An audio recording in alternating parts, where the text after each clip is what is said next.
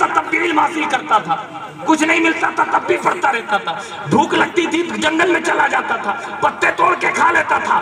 8 سال کی محنت شاقہ کے بعد آپ مفتی اعظم عراق بن گئے، مفتی اعظم عراق۔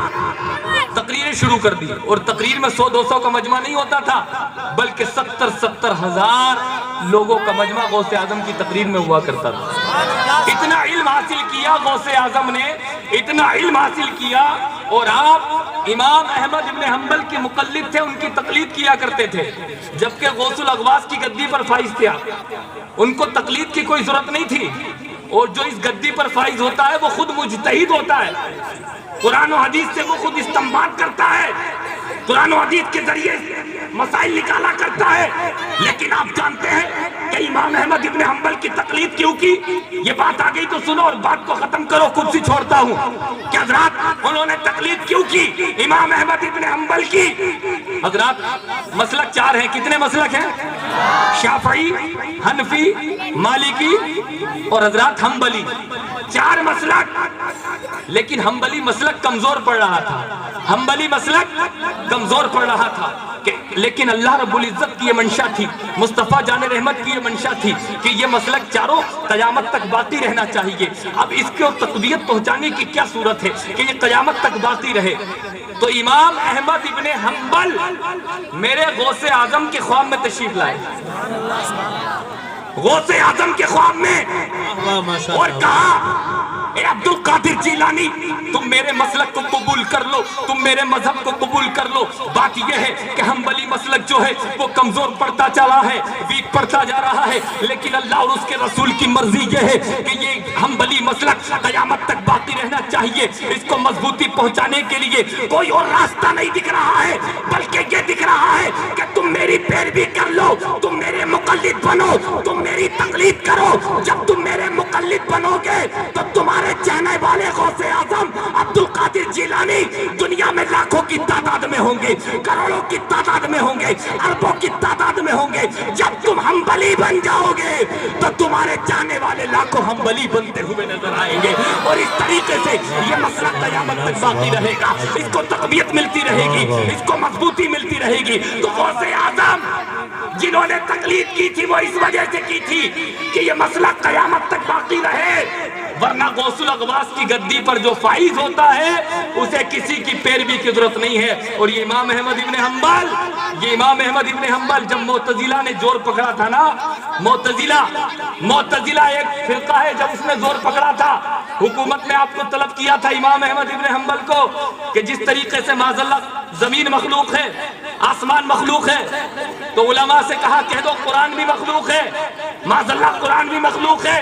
امام احمد ابن حنبل کو بھی بلایا گیا، امام احمد ابن حنبل کو بھی بلایا گیا، کہا آپ ایک فتویٰ جاری کر دے، ایک فتویٰ جاری کر دے، جس طریقے سے زمین مخلوق ہے، آسمان مخلوق ہے، آپ فتویٰ جاری کر دے قرآن۔ دیکھیے غوث اعظم کا رتبہ کتنا بڑا ہے، غوث اعظم کا مرتبہ کتنا بڑا ہے، زمین مخلوق، آسمان مخلوق، تو معاذ اللہ آپ کہہ دے قرآن بھی مخلوق ہے۔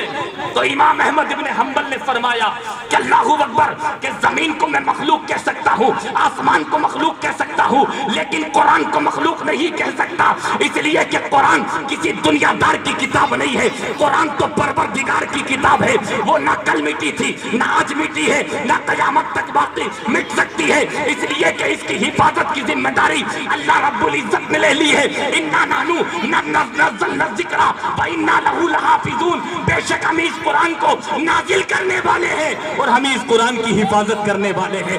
یہ قرآن تو خدا کی کلام ہے، ازلی ہے، ہمیشہ سے ہے اور ہمیشہ رہے گا۔ میں قرآن کو مخلوق نہیں کہہ سکتا، کیونکہ قرآن تو کس کا کلام ہے؟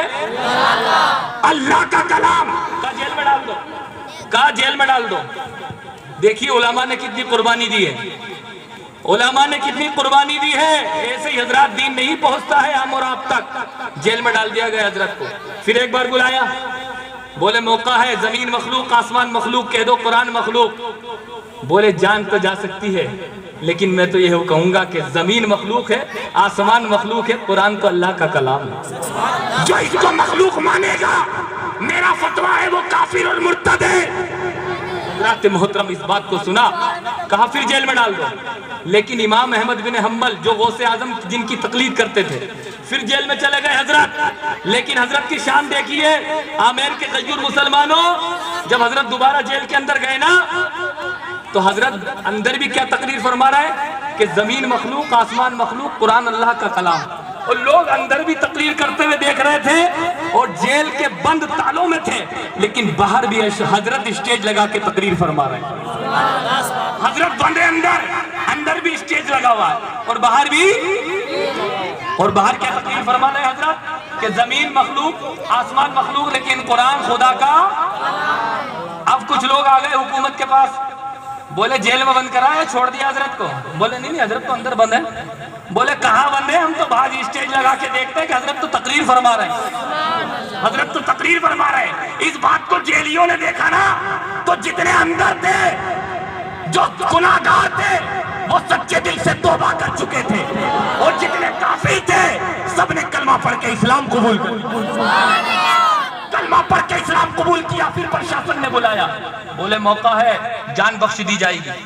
کہہ دو مجھے فتوے پر افسوس ہے، قرآن مخلوق ہے معاذ اللہ، زمین مخلوق، آسمان مخلوق، قرآن بھی مخلوق ہے. کہہ دو اللہ اکبر کبیرہ. لیکن جس کے دل میں عشق رسول ہوتا ہے، جو اللہ کا ہوتا ہے، کائنات اس کی ہو جایا کرتی ہے. حضرت نے یہی فرمایا کہ نہیں، میں زمین کو تو مخلوق کہوں گا، آسمان کو تو مخلوق کہوں گا، لیکن قرآن کو مخلوق نہیں کہہ سکتا. جان تو جا سکتی ہے لیکن ایمان نہیں بھیج سکتا. یہی کہوں گا، قرآن کسی کے باپ کا کلام نہیں، خدا کا کلام ہے. وہ کل بھی باقی تھا، آج بھی باقی ہے، قیامت تک باقی رہے گا. جو قرآن کو مخلوق مانے گا وہ کافر اور مرتد ہو جائے گا. حکومت نے کہا کوڑے منگوائے جائیں، کوڑے منگوائے گئے. کوڑا جب منگوائے کہ حضرت کہاں مارنا شروع کرو. پہلا کوڑا مارا حضرت. دیکھیے ہم سے بیٹھا نہیں جاتا. غوث اعظم کی محفل میں علماء نے کتنی قربانی دی ہے، جن کی غوث اعظم نے تقلید کی ہے. کوڑا کسے کہتے ہیں؟ پہلا کوڑا مارا تو اس وقت امام احمد ابن حنبل نے فرمایا بسم اللہ الرحمن الرحیم. دوسرا کوڑا مارا تو امام احمد ابن حنبل نے فرمایا لا حول ولا قوت الا باللہ العلی العظیم. تیسرا کوڑا مارا تو اس وقت حضرت نے فرمایا قل لن یصیبنا الا ما کتب اللہ لنا هو مولانا. کوئی مصیبت نہیں پہنچتی، وہی پہنچتی جو اللہ کی طرف سے ہوتی ہے. 29 کوڑے حضرت میں مارے گئے. کتنے؟ لیکن ایک کوڑا پاجامے کی ڈوری پر لگا. حضرت درد و کرب کے عالم میں چیخ گئے. اور حضرات یہ ہوا کہ حضرت کا پاجامہ نیچے کھسکنے لگا. جب حضرات یہ شرم و حیا کی بات ہونے لگی تو حضرت نے اللہ کی بارگاہ میں ہاتھ اٹھا دیے تھے. مولا میں تو تیرے دین کی حفاظت کر رہا ہوں، قرآن کی حفاظت کی لوگوں کے لیے سمجھا رہا ہوں. مولا تو آج ذلت ہونے سے بچا لینا، رسوائی ہونے سے بچا لینا، اس قوم کے سامنے بے عزتی ہونے سے بچا لینا. جب ایک دعا کی تو جو پاجامہ نیچے سے رکھ رہا تھا خدا کی قدرت سے ایٹومیٹک اوپر سے رکھ جاتا ہے اور ایسے چپک جاتا ہے جیسے فیویکول لگا کے چپکا دیا گیا ہو. قسم خدا کی، اللہ اکبر. اللہ نے حفاظت کی. اس کے بعد جب حضرت کا وصال ہوا تو آج تو میڈیا کا دور ہے، انٹرنیٹ کا دور ہے، آج کا معاملہ الگ ہے. لیکن کل تو مسلمانوں کی تعداد بھی کم تھی، مسلمان کم تھے. لیکن اس وقت حضرت کے جنازے میں جو لوگوں نے شرکت کی تھی وہ 10,000 کا مجمع نہیں تھا، 20,000 کا مجمع نہیں تھا، 25,000 کا مجمع نہیں تھا، 1,00,000 2 لاکھ کا مجمع نہیں تھا، بلکہ حضرت کے جنازے میں 25 لاکھ لوگوں نے شرکت کی تھی. مسلمانوں 25 لاکھ لوگوں نے حضرت کا جنازہ پڑھا تھا. اس وقت اللہ اکبر، اس وقت بھی حضرت کی یہ کرامات کہ اس بھیڑ کو دیکھ کر، اس مجمع کو دیکھ کر 20,000 کافروں نے کلمہ پڑھ لیا تھا. مسلمانوں 20,000 لوگوں نے کلمہ قبول کر لیا تھا. لوگ آ گئے کہ تم نے آج تک کلمہ نہیں پڑھا، آج تک اسلام قبول نہیں کیا، آج تک قرآن کو نہیں مانا، آج تم قرآن کو مانتے ہو، شریعت کو مانتے ہو. اللہ اکبر. کہا کیوں کلمہ پڑھا ہے؟ تو کافروں نے، غیر مسلموں نے کہا تھا ہم نے جان لیا کہ جس کے جنازے میں اللہ کی طرف سے اتنی پبلک آئی ہو وہ امام کبھی جھوٹا نہیں ہو سکتا ہے.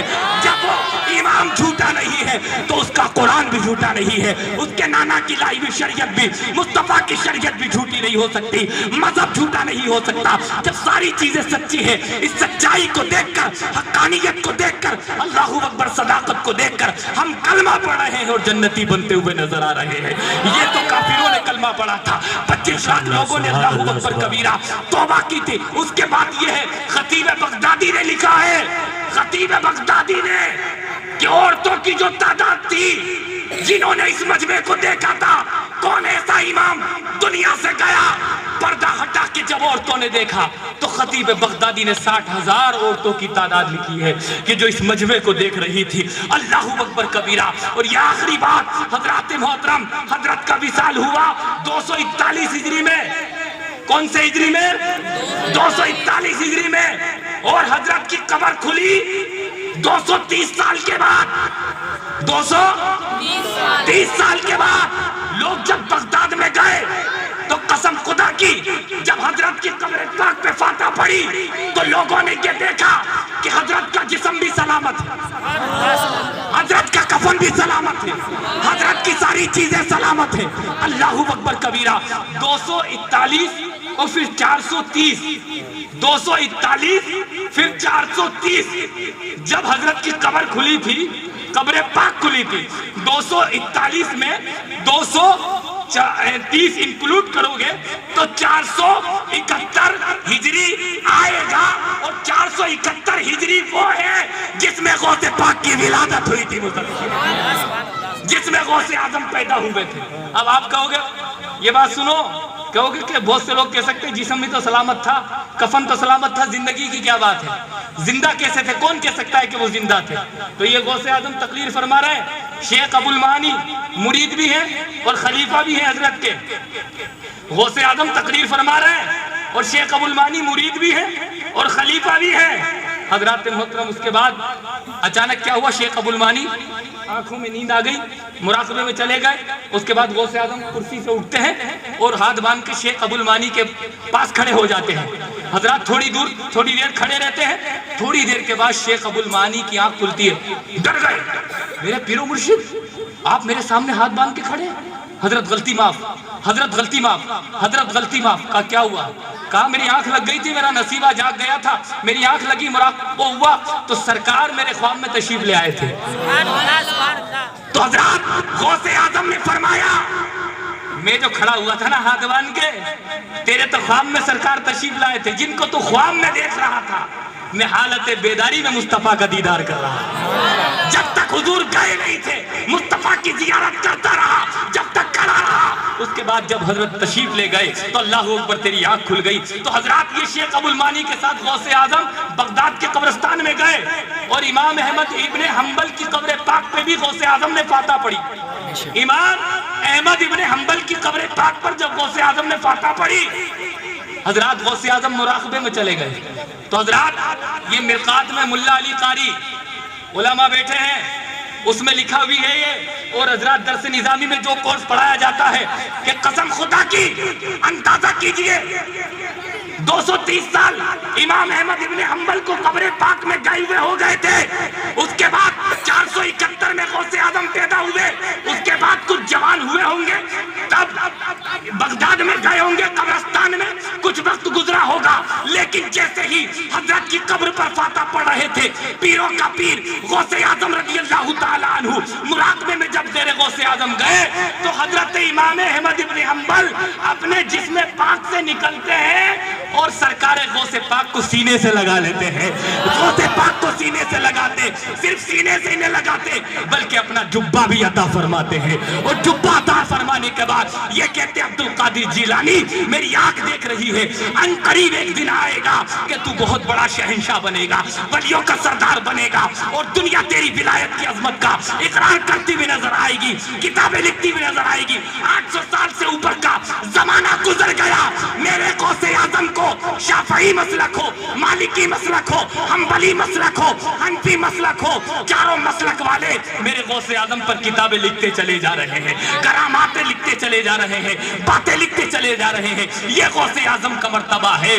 وہ کیا مرتبہ ہے؟ غوث بالا تیرا اونچے اونچوں کے سروں سے، قدم آلا تیرا سر بھلا کیا کوئی جانے کہ ہے کیسا تیرا، اولیاء ملتے ہیں آنکھیں وہ ہے تلوہ تیرا۔ حضرات وقت میں نے زیادہ لے لیا، وقت بات آ گئی تھی، کام کی بات تھی، اس لیے میں نے آپ کے سامنے عرض کر دی کہ آپ غوث اعظم کی محفل میں آئے ہیں تو اماموں نے کتنی اللہ اکبر کبیرہ قربانیاں دی ہیں جن کی آپ پیروی کرتے تھے. اور غوث کا مقام کیا ہے حضرات؟ جب امام احمد ابن حنبل جسم اقدس سے نکل گئے تو وہ زندہ ہے، تو میرا نبی زندہ کیوں نہیں ہے؟